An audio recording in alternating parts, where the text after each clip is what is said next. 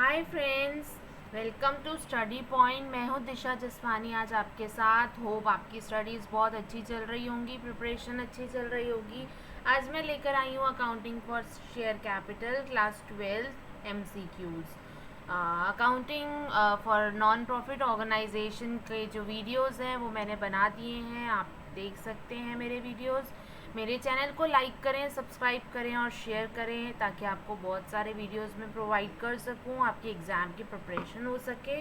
So let's start. Accounting for share capital MCQs। Question 1, reserve share capital means ऐसी share capital which is a part of authorise capital to be called at the beginning और portion of uncalled capital to be called only at liquidation or oversubscribed capital or undersubscribed capital. So right answer is B, proportion of uncalled capital to be called only at liquidation. क्योंकि जब liquidation के लिए जब होता है तो उसी को ही हम पोर्शन ऑफ अनकॉल्ड कैपिटल जो है वही रिजर्व शेयर कैपिटल होती है। इसके बाद next question, when full amount is due on any call but it is not received then the shortfall is debited to calls in advance, calls in arrear, share capital और suspense account. जब पूरा amount due होता है, full amount due होता है किसी भी call पर और वो रिसीव भी नहीं होता तो उस शॉर्टफॉल के अकाउंट को हम डेबिट करते हैं कॉल्स इन एरियर में। Correct answer is B, calls in arrear. Question number 3, difference between subscribed capital and called up capital is called as calls in arrear, calls in advance, uncalled capital or none of these. So correct answer is uncalled capital, क्योंकि जो subscribed capital होती है और जो called up capital होती है इसके बीच का difference कहलाता है uncalled capital. Question number 4, which statement is issued before the issue of shares? Prospectus, articles of association, memorandum of association या all of these। जब किसी भी कंपनी को इनकॉर्पोरेट किया जाता है यानी कि रजिस्टर्ड कराया जाता है तो प्रोस्पेक्टस, आर्टिकल्स ऑफ एसोसिएशन और मेमोरेंडम ऑफ एसोसिएशन ये तीनों डॉक्यूमेंट्स पहले इशू किए जाते हैं और उसके बाद ही शेयर ऑफ इशू होता है, शेयर्स इशू किए जाते हैं। तो correct answer is D, all of these. Question 5, company can utilize security premium for writing off loss incurred on revaluation of asset, issuing fully paid up bonus shares, paying dividend or writing off trading loss. So correct answer is B, issuing fully paid bonus shares. Next, when a company issues fully paid shares to promoters for their services, their journal entry will be bank account debit to share capital account, goodwill account debit to share capital account, promoters personal account debit to share capital account और promotion expenses account debit to share capital account. जब कोई भी company fully paid shares अपने promoters को उनकी service के लिए issue करती है तो एंट्री जो होती है that will be goodwill account debit to share capital account. Now next question, when a company issues share at a premium, amount of premium may be received by the company along with application money, along with allotment money, along with calls or along with any of the above। तो जब भी कोई company premium के लिए shares issue करती है premium पे तो जो अमाउंट ऑफ प्रीमियम है वो कभी भी बुला सकती, कभी भी रिसीव कर सकती है, एप्लीकेशन मनी के साथ भी, अलॉटमेंट मनी के साथ भी, कॉल्स के साथ भी। तो correct answer is D, along with any of the above. Question number 8, share application account is personal account, real account, nominal account और नन ऑफ दीज। तो शेयर एप्लीकेशन अकाउंट जो है इट्स अ पर्सनल अकाउंट और personal account का rule ही यहाँ follow होता है। Question 9, securities premium can not be applied for paying dividend to members, for issuing bonus shares to members, for writing of preliminary expenses of company or for writing of discount on issue of debentures. So correct answer is A, for paying dividend to members। तो जो security premium है it is used for paying dividend to members। Now question 10, a joint stock company is an artificial legal person, natural person, a journal person or a none of these। तो obviously जो artificial company है it can't be natural person, so B answer तो बिल्कुल नहीं है, general person भी नहीं है, तो नन ऑफ दीज भी नहीं है। तो correct answer is an artificial legal person. Artificial क्योंकि वो एक नेचुरल नहीं है, लीगल इसीलिए क्योंकि सारी लीगल फॉर्मेलिटीज़ होती हैं, so it is called as an artificial legal person. Equity share holders are customers, creditors, debtors और owners. So equity shareholders are neither customers nor creditors and not debtors also, but they are only the owners. Now, reserve capital means a part of subscribed uncalled capital, reserve profit, a part of capital reserve, a part of capital redemption reserve. So, reserve capital क्या होती है? Reserve capital वो ऐसी capital होती है जो एक subscribed uncalled capital का हिस्सा होती है.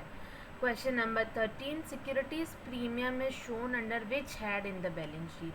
बैलेंस शीट में हम किस हेड के अंदर सिक्योरिटीज प्रीमियम को दिखाते हैं? Reserve surplus, miscellaneous expenditure, current liabilities या शेयर कैपिटल.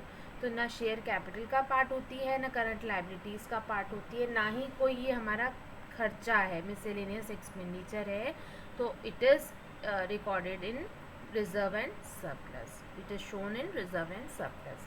क्वेश्चन 14, शेयर्स में be issued at par value, at premium, at discount और बोथ ए एंड बी. इसमें बी ऑप्शन जो है उसमें स्पेलिंग मिस्टेक हो गई है, इट्स प्रीमियम. तो शेयर्स जो इशू होते हैं वो पार वैल्यू यानी जो पार वैल्यू होती है उसकी, प्रीमियम यानी जो ज़्यादा वैल्यू लेकर के, डिस्काउंट यानी डिस्काउंट दे करके, या बोथ ए एंड बी. तो correct answer is both A and B, क्योंकि डिस्काउंट पे शेयर्स इशू नहीं होते. इसके बाद question 15, capital included in the liabilities of a company is called authorise capital, issued capital, subscribe capital और paid up capital. तो जो कैपिटल लायबिलिटीज़ में इंक्लूड की जाती है किसी भी कंपनी की, it is paid up capital, क्योंकि वो पेड अप कैपिटल होती है जिस पर हमें डिविडेंड देना होता है. An issue of shares which is not a public issue but offered to a selected group of persons is called public offer, private placement of shares, initial public offer और none of these. Obviously इसका answer none of these है, क्योंकि initial public offer वो public को नहीं हो रहा है, प्राइवेट प्लेसमेंट ऑफ शेयर्स भी नहीं हो रहे हैं, एंड पब्लिक ऑफर तो वो हो ही नहीं रहा क्योंकि it is given, it is offer to selected group of persons. So इसका आंसर है none of these. Next question, if a share of 10 rupees 10 on which rupees 8 has been called and rupees 6 is paid is forfeited, the share capital account should be debited with rupees 8, rupees 10, rupees 6 और rupees 2. 10 rupees का share जिस पर 8 रुपये call किए गए हैं, बुलाए गए हैं, और जिसके एंड रुपीज़ 6 इज़ पेड, सिर्फ 6 रुपीज़ ही पे हुए हैं उस पर, और वो फोरफिट हो गए, फोरफिट कर दिए गए. तो उस शेयर कैपिटल अकाउंट को हम कितने अमाउंट से डेबिट करेंगे? तो हम अमाउंट लगाएंगे रुपीज़ 8 जो हमने कॉल किया है, जितना कॉल्ड अप है. उसके बाद when shares are forfeited the share capital account is debited with nominal value of shares, market value of shares, called up value of shares और paid up value of shares. तो जैसे ही हमने last question किया, तो इसमें जब shares forfeit किए जाते हैं तो शेयर कैपिटल अकाउंट जो डेबिट होता है, it is always debited with called up value of shares, जितनी आपने कॉल करी है, कंपनी ने जितना कॉल किया है amount. If the loss on reissue of shares is less than the amount forfeited, the surplus और profit is transferred to capital reserve, revenue reserve, profit and loss and none of these. अगर कोई loss हो गया री issue of shares पर और वो less है जितना अमाउंट फोरफिट किया गया है, तो जो सरप्लस अमाउंट है यानी जो प्रॉफिट है वो कहाँ ट्रांसफ़र किया जाता है? तो वो ट्रांसफ़र किया जाता है कैपिटल रिजर्व में, रेवेन्यू रिजर्व में नहीं, कैपिटल रिजर्व में, क्योंकि वो हम एक रिजर्व रखते हैं. प्रॉफिट एंड लॉस में तो हो भी नहीं सकता. So correct answer is capital reserve. J Limited reissued 2000 shares which were forfeited by crediting share forfeiture account by rupees 3000. These shares were reissued at rupees 9 per share. The amount transferred to capital reserve will be.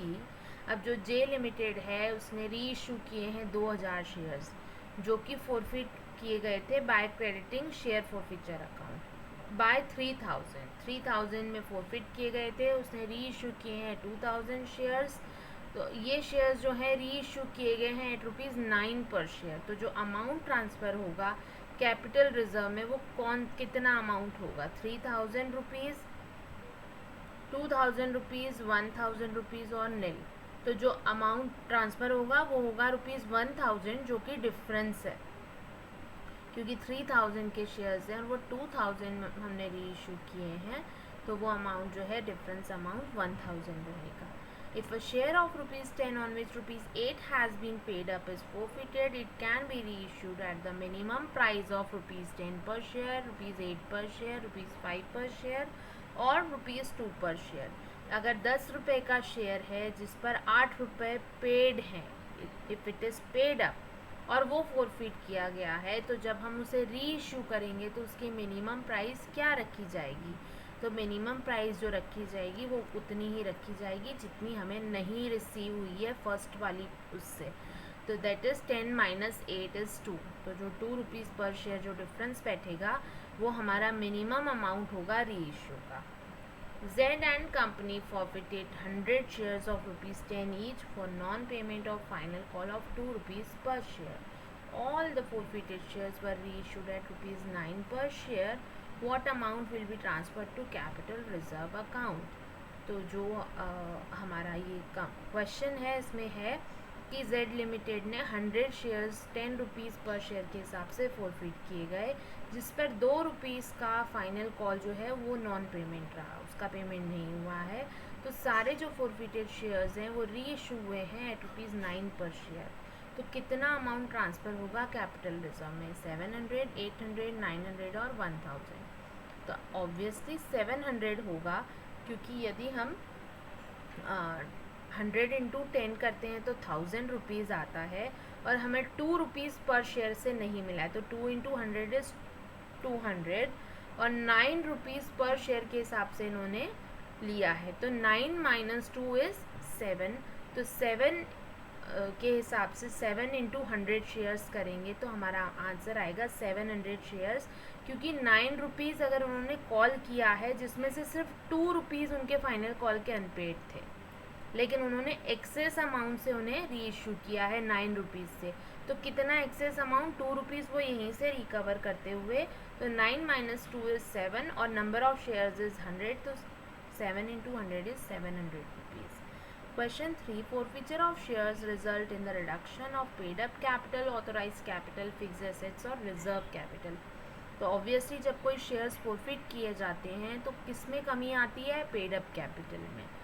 तो और amount of calls and arrear is added to capital, deducted from share capital, shown on asset side और shown on equity and liabilities side.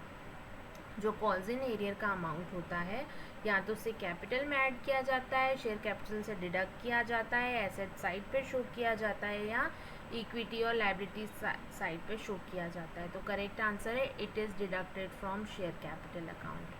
Now discount allowed on reissue of forfeited shares is debited to share capital account, share forfeiture account, profit and loss account और general reserve. जो discount allow होता है री issue कर forfeited shares को री issue करने में, वो कहाँ डेबिट करते हैं वो हम डेबिट करते हैं शेयर फोरफिचर अकाउंट, क्योंकि वो री इशू हुए हैं फोरफिटेड शेयर्स इसीलिए. A company has separate legal entity, perpetual existence, limited liability और all of the above. तो ये सारे कंसेप्ट्स हैं जो हम पहले ही पढ़ चुके हैं कंपनी अकाउंट्स में. तो कंपनी की जो है सेपरेट लीगल एंटिटी भी होती है, परपेचुअल एग्जिस्टेंस भी होता है, लिमिटेड लायबिलिटी भी होती है. तो correct answer is D, all of the above.